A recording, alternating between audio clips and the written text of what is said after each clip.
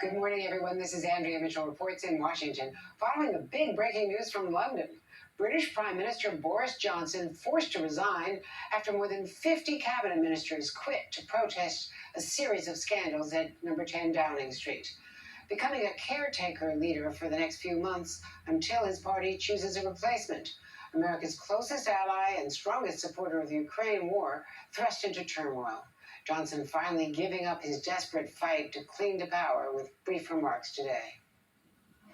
It is clearly now the will of the Parliamentary Conservative Party that there should be a new leader of that party and therefore a new Prime Minister. I've tried to persuade my colleagues that it would be eccentric to change governments when we're delivering so much. I regret not to have been successful in those arguments. And there's big breaking news from Moscow. Appearing at her trial today, WNBA star center Brittany Griner has pleaded guilty to drug charges, but said it was accidental, just one day after President Biden spoke with her wife Sherelle by phone. Her guilty plea could perhaps accelerate the end of the trial, perhaps lead to negotiations for her release. We'll have a lot more coming up. And this afternoon at the White House, the president will award the Medal of Freedom to 17 Americans for their service to the nation. Among the star-studded list, Denzel Washington for his work with the Boys Club, gold medalist Simone Biles, gun safety advocate and former Congresswoman Gabby Giffords, Sister Simone Campbell, as well as Steve Jobs and John McCain posthumously. I'll be speaking with Senator McCain's wife, Ambassador Cindy McCain, this hour. But we begin in London. Joining me now, NBC senior international correspondent Keir Simmons. Doug High, former Republican National Committee Communications Director, who has worked with Johnson in the past, and Sir Peter Westmacott, former British ambassador to the United States. Welcome all. Sir Peter is also author of They Call It Diplomacy, 40 Years of Representing Britain Abroad.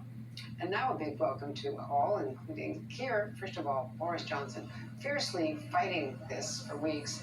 So what finally pushed him to this decision? Yeah.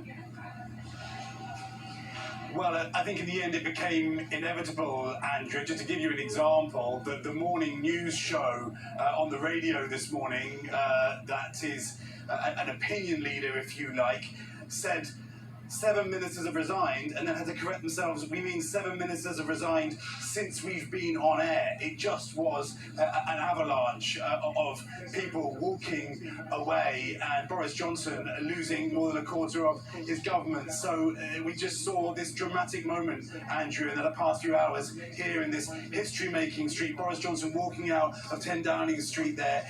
And of course, in the past, we've seen prime ministers in tears. We've seen them try to really grab the moment with these speeches to make their play for history. Boris Johnson, we didn't hear an apology. There was no concession. Instead, he talked about effectively being forced out. He said the herd instinct is powerful, and when the herd moves, it moves. And then went on to say, well, them's the breaks. Now, I think for President Biden, this presents another challenge. We've already got political paralysis in France, Andrew. Now we have, frankly, political chaos here in the UK. It's not entirely clear that Boris Johnson will be able to stay as a caretaker Prime Minister till the fall, as he wants, because his own party, many senior members of his own party, appear to be messaging today that they don't think that is possible. And then, of course, when there is a new leader, who will that leader be? And will they have the authority needed on the world stage when they haven't stood for an election here in the UK? And just to give you an example of the international implications, Andrea, the Kremlin saying now it hopes for more professional people from the British government. The Russian Foreign Office describing Boris Johnson as going because he was hit by his own boomerang, and saying the moral of the story is not to seek to destroy Russia. Of course, that isn't the moral of the story. Frankly, the moral of the story here domestically is that Boris Johnson just got caught out bluntly lying again and again, and in the end the question was over his integrity, and his own party decided that he simply did not have the integrity to be Prime Minister, Andrew. It's just extraordinary. Sir Peter Westmacott, you had, this stellar career in the Foreign Service, to the very heights of the Foreign Service, ending as the ambassador to the U.S. You know it so well, your country, over these many decades. What does this mean? Because the UK was the strongest ally of the U.S. in the war in Ukraine against Russia. the special relationship and all of that. What does it mean for Great Britain? Well, Andrew, it's good to see you again. Thanks for having me on. It is a rather extraordinary day, or a couple of days, and it is indeed a resignation which is about not policy, but about character, honesty, integrity, judgment. And those are issues which have been, I'm afraid, flaws in the Prime Minister's character for quite a long time. And plenty of his ministers did not feel this was right, and it was time for a change. He wouldn't go. What we noticed in his speech this morning, saying that he was going to stand down, and by the way, he has not yet resigned. He hasn't been to see the Queen, which is what you have to do in this country when you resign. He said he's going to go when a successor has been chosen. We saw regret that his colleagues had not accepted his arguments. We did not see, I'm afraid, regret for his own behaviour and lapses and not telling the truth on a number of tricky, delicate issues. So it's a rather cathartic moment. He has said now that he's not going to depart from 10 Downing Street until his successor's been chosen. That could take 3 months or so. He's appointed a number of ministers to fill some of the vacancies, which your correspondent was explaining for a reason because of all those resignations. He will be in charge for the next few months. That worries a number of those who finally prized him out reluctantly or persuaded him to say he will go. What does it mean for our relations with America, our most important ally? Well, I would hope not too much that is bad. Ukraine will remain solid. That is a non-partisan issue. The United Kingdom has played a leading role in terms of supporting Ukraine against the illegal Russian invasion. In some ways, it might be a little bit easier if we end up with a Prime Minister and a government which is less determined to drive a coach and horses through something called the Northern Ireland Protocol, which is part of our withdrawal agreement from the European Union, and which worries a lot of people on Capitol Hill, worries a lot of people in the Democratic administration, also actually in the Republican Party as well. And this has been something that Mr. Johnson and his Foreign Secretary Liz Truss have had very hardline views about, which disturbs a lot of people in Europe and more widely. That could conceivably change. But I think in other respects, the importance of the relationship with the United States will remain the same, but of course it will depend hugely on who takes his place. And there's at least 10 people who've got their hat in the ring already. Well, informally anyway. It does sound chaotic. It's something that we, of course, have experienced in our politics here. Doug High, you know it so well. You've worked with Boris Johnson. He was sometimes considered the Donald Trump of the UK because of his populism and his appeal across parties and the way he actually managed to win in typically Labour areas, which previous Tory, candidates had not. Yeah, he laid out the successes that his administration has had, his prime ministership has had, and also that the Conservative Party has big electoral results. But what we've seen, over the past year is that the Conservative Party seems to be on the ropes. It's part of the reason that we've seen this move away from Boris Johnson by members of Parliament, by members of his cabinet. So while this is all very shocking, it shouldn't be a surprise. In politics, when your approval rating is high, you're bulletproof. When your approval rating is low, and his has been very low in recent weeks and months, it makes it much less sustainable to continue to hold on, especially as we see revelation after revelation. Let me ask you, Sir Peter, about the imprint that Boris Johnson has had on the UK and on the world because of Brexit. Is that going to be his legacy? I think his legacy will be two main things. One is he claims that he got Brexit done. Not entirely true.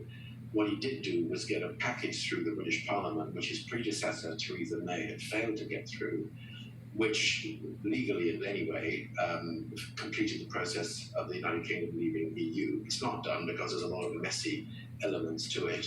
There's a lot of economic damage, and there is an unresolved bit of it to do with Northern Ireland and where the external border of the European Union is going to be. Is it going to be down the Irish Sea, or is it going to be across the middle of the island of Ireland? Which may sound arcane, but it's quite an important point for an awful lot of people. So that is unresolved. And the other thing that he will be remembered for is that immediately after getting his legislation through the British Parliament on Brexit, he won a resounding victory in a general election, which gave him an absolute majority of 80 people. Now, he was lucky in that he was running against the most unpopular leader of the opposition Britain has seen for donkey's years, that is to say, Jeremy Corbyn, the extreme left-winger. And he was on a wave of enthusiasm because people really were sick and tired of Brexit being out there and unresolved after the June 2016 referendum. But those, I think, are the two main achievements. But then when the history books are written, they will say this is a man who presided over administration which really had forgotten how to tell the truth, which systematically lied, which did not show integrity, which treated people badly, which made a lot of bad judgments, and all that. But I guess on the positive side of it, the one other thing I should say is that I think on Ukraine, on foreign policy, which of course has been a very welcome distraction from his domestic political woes, the Prime Minister has shown leadership, and Britain was there early on providing anti-tank weapons and military training to the Ukrainians ever since the initial invasion, if you like, of Eastern Donbass in 2014. So I think that'll be a tick in the box for him. Good judgment on foreign policy in that area. But as we know, sometimes doing your thing on the world stage is a little less complicated than sorting out domestic politics. Yes, we've seen that with our American presidents as well.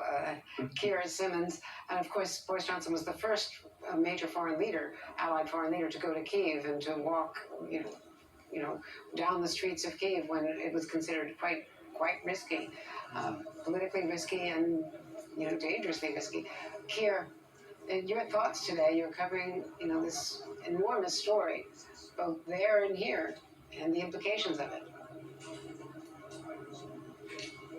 That's right, Andrew, and I was listening to you talk with your guest there about Ukraine, and of course, remember that Boris Johnson is a long-time student of Churchill, so he will have naturally, in his DNA, if you like, kind of understood how to address a wartime situation in Europe, if you like. He would have, in some ways, and clearly it's a crisis in Europe, but there would have been a certain part of him that would have been reveling in that. He would have understood the importance of symbolism, of going despite the attacks on Kyiv, all of that stuff he was clearly extremely good at. And in a way, what he what he is and what he has been is a politician that was fantastic at the theatrics, at the political theatre. He didn't mind embarrassing himself, even if it looked kind of clumsy and cumbersome, because he knew it got attention and people kind of found it somewhat kind of attractive, endearing. The trouble is, of course, he embarrassed himself so much in this building behind me that in the end his party